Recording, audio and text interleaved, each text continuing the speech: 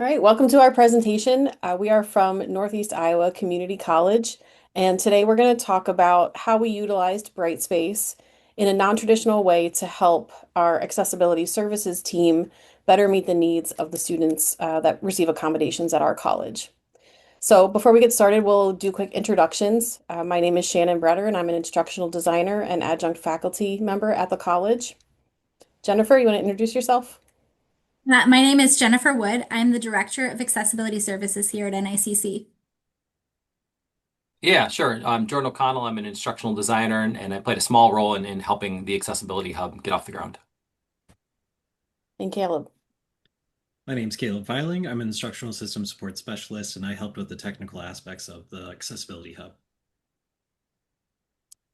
All right, so we're going to talk today in a couple of different sections here about how we came up with the idea for the hub, what it took to make it happen, and then how it's being utilized now that it's up and running. We'll start by talking about the accessible textbook process.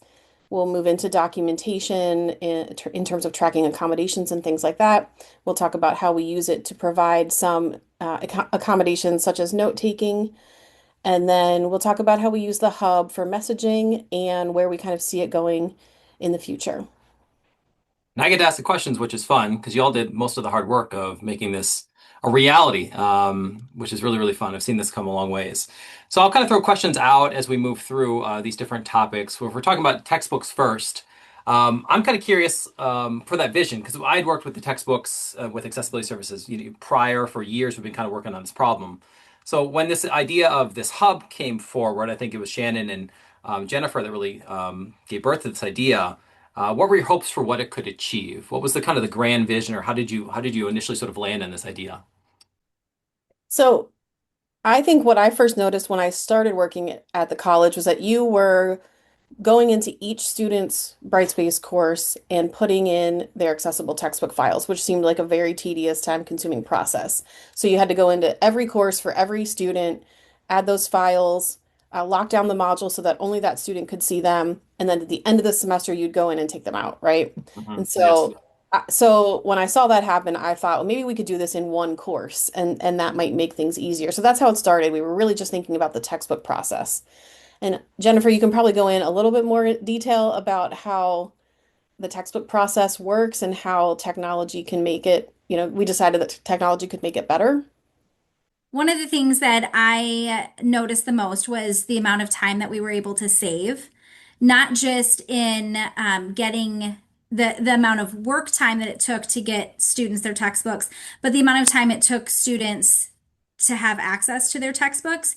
So, yeah, a student that needs accessible versions of textbooks. Usually they're in more than one class, so they have multiple textbooks, and making sure that they have all the textbooks they need in all of their classes, and everybody's needing textbooks at the exact same time in the semester. So we would be getting those textbook requests in that first week of classes, and students, there was a lag time. Students were not always getting their textbooks as quickly as I would have liked, just because there was so much time that it took to do every single textbook. So this really streamlined the process, and we were able to get students their textbooks much earlier in the semester, which improved their outcomes. And because of that process, really quick, I was just thinking about the ways in which once we were able to kind of do it better at the last step better, everything else then before it got to get better because we could kind of put our emphasis, our focus there, is what I was remembering. What were you going to say, Shannon? I was just going to say that I know that one of the things a lot of schools struggle with is the size of the textbook files. So some schools are not putting their textbooks in Brightspace. They can't email them to students because the files are too large, or there's a different file for every chapter and there's just too many. And so it's a struggle to figure out how to get the books to students in the first place. And so using Brightspace was a really good first step. And then being able to condense it to one course just made things that much better.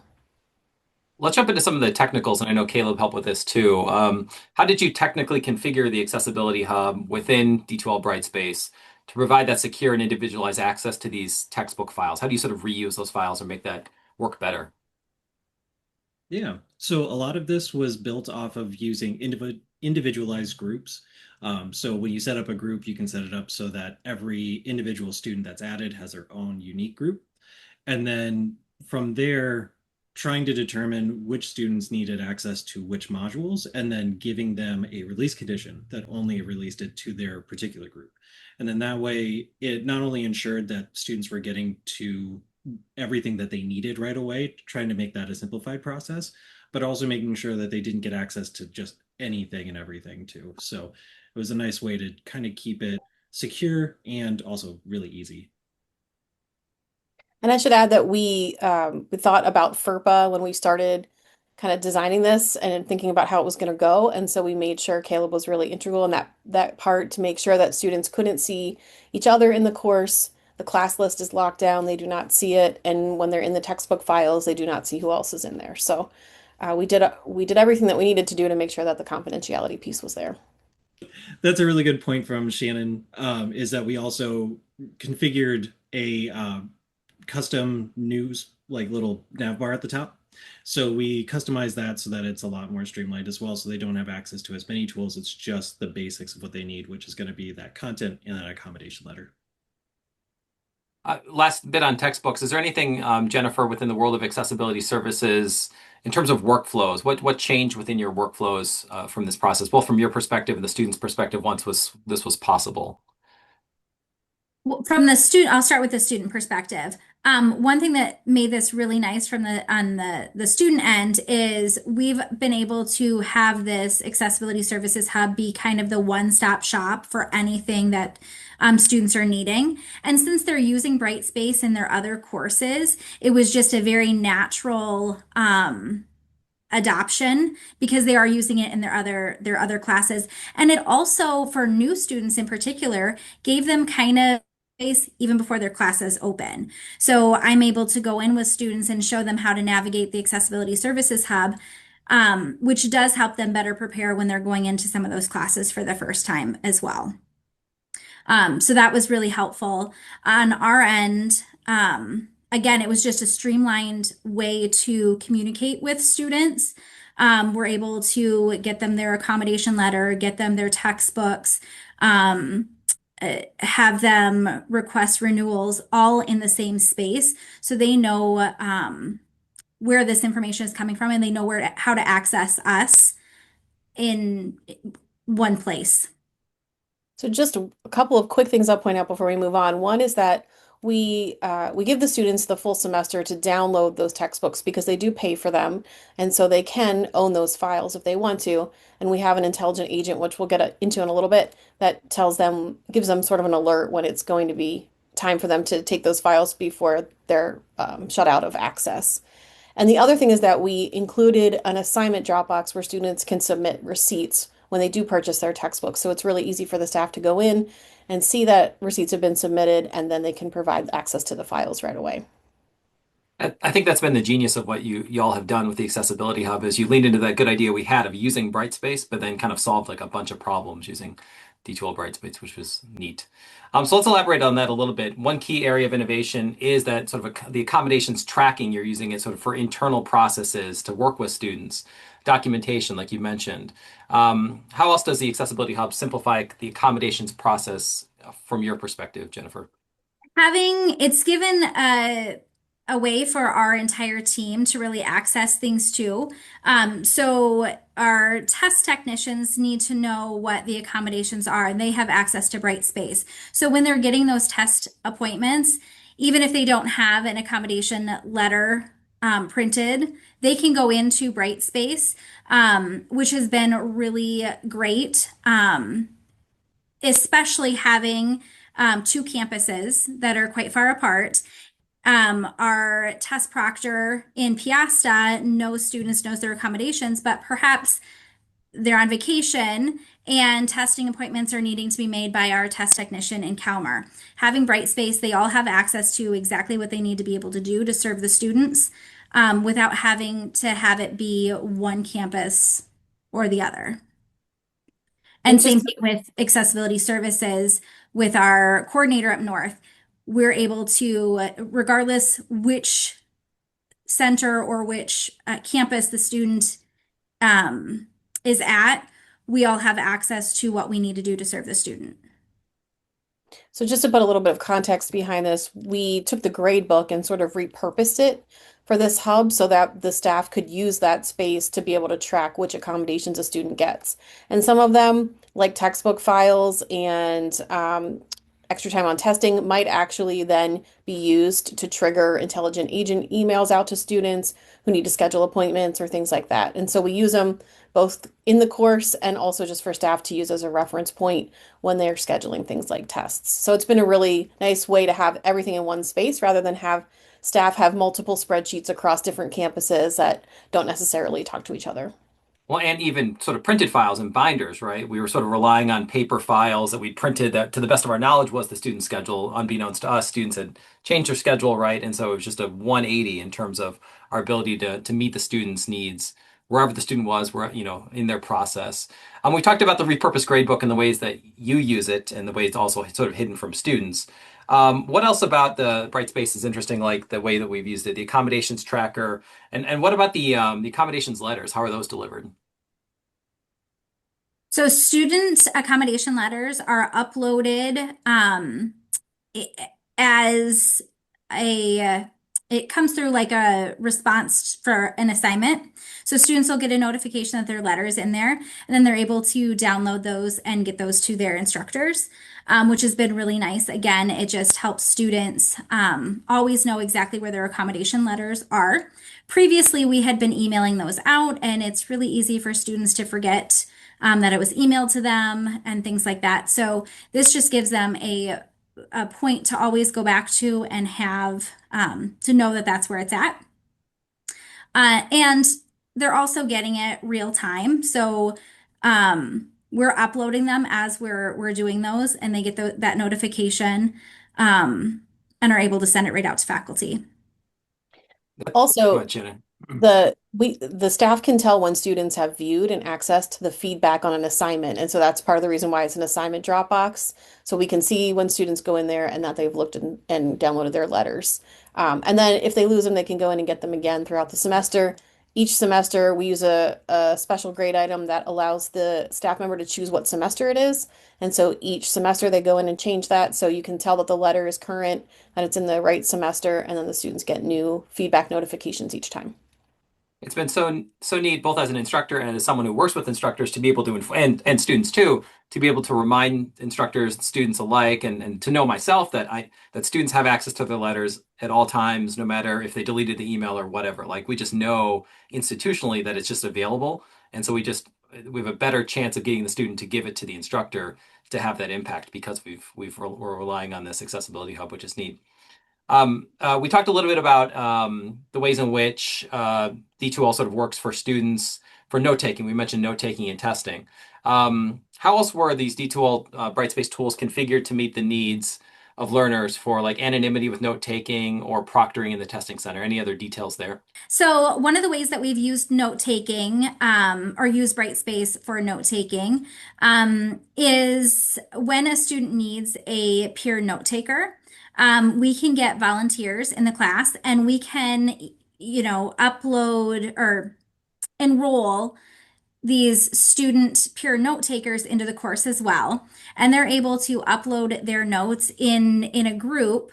And so it's anonymous posting. So the peer note taker can upload their notes anonymously, and they don't know who is necessarily getting their notes either. And we can enroll the instructor. That's also been very valuable, because instructors then can have access to see if that peer note taker, if those notes are accurate and complete and things like that. So that's been great. Just to allow the students to remain anonymous, that has been really important. So typically, if it was a peer note taker where they're exchanging notes, it's harder to keep that level of privacy. That this has solved that problem.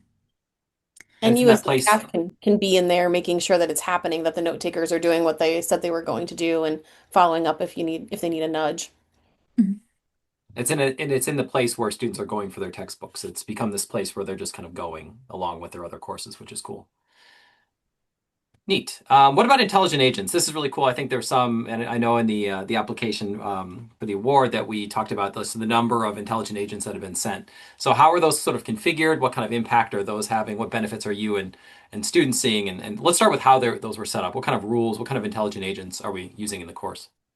So we have agents set up to do things like remind students to reapply for accommodations each semester, to let them know when it's time to schedule finals if they have a testing accommodation in the grade book.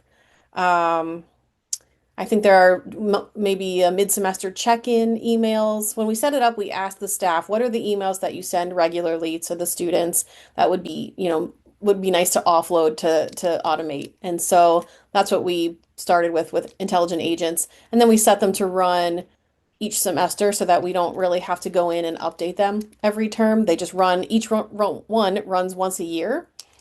And so we have one set up for each semester. And so that way it can be pretty hands off for the staff. Unless they need to change the information, they can just let them run. Nice. And I'm looking at the screen. I'm seeing things like nudges about like reminder to submit your recent receipts for textbooks so you can get your stuff earlier so you can start to preview your textbook so you can be prepared for class. That's a knock-on effect. I was sort of just trying to describe just how far you've taken it as a result of kind of solving that end problem of where does this live, how does this work, and then all these other sort of benefits that students are seeing, which is neat. And this would be a good open question. Sort of beyond those numbers, beyond the effects you're seeing, what's been the most significant positive change you've witnessed within your sort of respective roles about accessibility services, the hub, textbooks? What's the most notable thing you've sort of witnessed?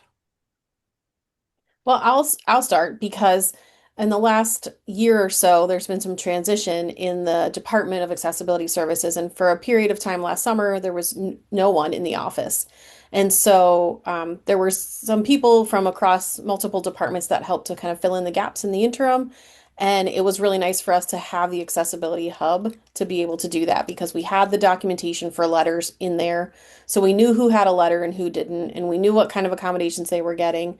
And so that made it really easy to take care of the students who needed to renew accommodations or to take a look and see what had been done in the past. So it was a big help during a time of staff transition when otherwise things could have been really chaotic. Caleb or Jennifer, anything else you want to think about? Caleb, I start to think about tickets. Have we observed anything in terms of tickets that we get about through questions about textbook access or anything like that? Yeah, that's definitely been reduced. I think having this hub in general is just kind of streamlined the whole process. So, before we were getting students who didn't know how to access their stuff, or they would even come to us asking for accessible textbooks, and we would have to redirect before. And now it's more of a streamlined place where they know where they need to go and they have everything that they need right at their fingertips. And it's available 24/7, so they don't have to wait until we're available to kind of get that information. And Jordan didn't maybe make a mistake in one of these 100 courses potentially where the textbook was set up, right? Each one was sort of a potential fail point, but now there's kind of only one rule set. And I think in terms of ripple effect, and that'll be the next slide we move to, like I can't help but think about the ways in which like we're involved more so than ever, but we're also knowledgeable and we're there to kind of answer questions. And again, faculty knowing that this thing exists too has this benefit of one kind of conversation, one thing to remember, one detail that we can kind of communicate with any student, no matter where they're at in the process, a prospective student or current student. There's kind of one place to look, right? There's one place you go if you need that accessibility services help or textbooks, and it's the same for everyone. It's easy to remember, easy to communicate. And one key thing that we should probably mention is that having these things in Brightspace means that students can use our accessibility tools to access them. So when they're opening those textbook files, we use a tool called Panorama, and they can use those to create alternate formats or to listen to the text. And so it's really helpful in that respect because obviously the students are in need of those accommodations anyway. So we were talking about sort of ripple effects and the ways in which it's positively impacting students. I've taken this idea and I'm working with our career services folks, career and transfer services folks, and they're kind of piggybacking on this idea. And we're still in the early stages of this, but we've had a ton of luck kind of creating a similar course we're calling the Career and Transfer Hub. And we were kind of looking for a solution from the career services side for a very long time. And we have students opting into a discoverable course now in D2L Brightspace. That's not one of their courses, but we have students discovering this, telling their friends about this, and what's happening is our career and transfer folks are answering questions, they're evaluating resumes, cover letters, they're using artificial intelligence to create really cool assignments in here that are really helpful to students. Like write the resume that you want to have in like 10 years as an exercise, and students are optionally doing this outside of a class context to just prepare for that future beyond our community college. And so our career services is getting more referrals, more student appointments than ever because we're using D2L Brightspace in a way inspired by what you did with the Accessibility Services Hub, which is awesome. So we'll be putting an application for next year's D2L award for that. Hopefully, we'll see. We're having a lot of luck with that. Go ahead, Jen. One other thing I was going to add is that for this case, for the Career Hub and the Accessibility Hub, and we've done some other things with Brightspace since then, one of the benefits is that we put them in the current semester. And so when a student, for example, needs to look at their accessible textbooks, the course is right there alongside their other courses for that term, and they can open them up alongside each other in different tabs and have them available really quickly. And so we do take the time every semester to move those to the next term, and we think that that is really a valuable thing. And we've talked about a lot of points. If there's anyone who wants to contact us, we're going to put our information at the end of this presentation. We definitely want to keep this idea forward and keep innovating within this course. There's more we have to share beyond this recording, that's for sure. Last couple of questions here. Any unexpected technical challenges or efficiencies that you sort of ran into, things you didn't anticipate, but that you learned or were challenged by along the way? It's been a while. I'm sort of thinking through it myself as I sort of asked that question. Y'all seem to Mike, sort of tackle every problem you encountered. you guys might actually want to talk about the testing center, trying to work through figuring out how to use Brightspace to help with honor lock testing. I think that's an interesting use case. Yeah, let's think that through, Jennifer. So we're that's sort of the intersection of different tools. You mentioned Panorama earlier. Panorama is actually a tool we were sort of thinking about and trying to incorporate into, accessible, accommodated testing. And so it's kind of the confluence of all those things that we ran into some challenges. We ended up sort of needing to work through like different profile access, thinking about how students access the test, right? How do they do it securely? Because they have to do that within their course. And so that was sort of the challenge we landed on. And so I think it's just through that partnership we were able to kind of land on a new process. Jennifer, you know it better than I do. Landed on a new process that kind of worked within our institutional setting in terms of how do students get into the room, who's observing them, how does honor lock work, what are the other cameras watching the students, in terms of the veracity of the testing. Anything to add, Jennifer? Yes, certainly the use of Brightspace with testing has allowed us to make sure that we are protecting that academic integrity, um, at the same time as we're able to make sure the students have what they need access-wise.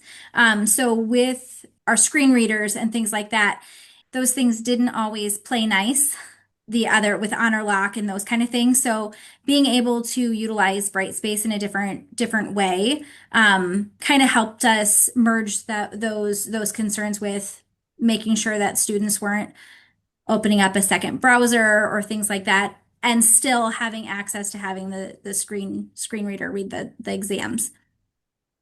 I think one thing we definitely settled on, or rather, sort of what y'all solved with the accessibility hub was a kind of a couple of narrow problems that then enabled students to submit receipts right through an assignment tool, get their accommodations letter, and access their book kind of in one place. And so the other problems we're still kind of trying to work on are kind of extra wicked problems, but I think you've given us the inspiration to be able to kind of work through those. And it's through the different tools that it becomes a little bit more challenging, but I'm optimistic that we'll nail those down for sure.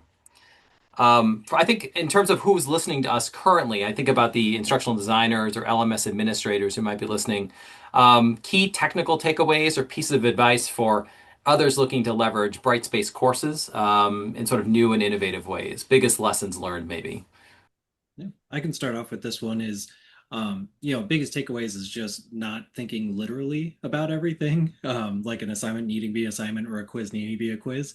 Some things that were really nice, and one thing that is kind of highlighted back when we were showing off the grades is that there's one piece where a student can do the renewal process and they submit a quiz kind of like they would submit like a survey or like a just kind of a base questionnaire. And so that's a really nice one where you can also set that up to get notifications that can be sent back to like the instructor or whoever's leading the hub, so to speak. And so there's some really nice features that you can really take out of the box and turn into something more, just kind of based on your needs. So definitely thinking more outside of the box is a big hit here. Yeah, definitely. And to that end, don't be afraid to talk to your LMS administrator and say, would it be possible? Could we make it happen? Could we do this thing? Because Brightspace can do a lot of things that I think we don't always realize when working super behind the scenes on the technical side. So the fact that we could manipulate the nav bar and hide the class list and do all of these things to make it work in the way that we needed to work was really pretty great. The gradebook became this tool for staff, not students, in a really interesting way. And as soon as you all discovered that, I was like, okay, you're going to manipulate this course to really solve some problems, which is amazing. Cool. Last thoughts? Or you want to send us out, Shannon? I think if you are on the fence about it, go for it. Talk to the accessibility services people at your institution and find out what they struggle with most. Many of the time, often these departments are understaffed and have a lot of students, and more students every year are coming in and needing accommodations. And so I think even if you haven't heard that there's a problem, I think it would be useful to go reach out and find out because probably something like this could make their lives a lot easier.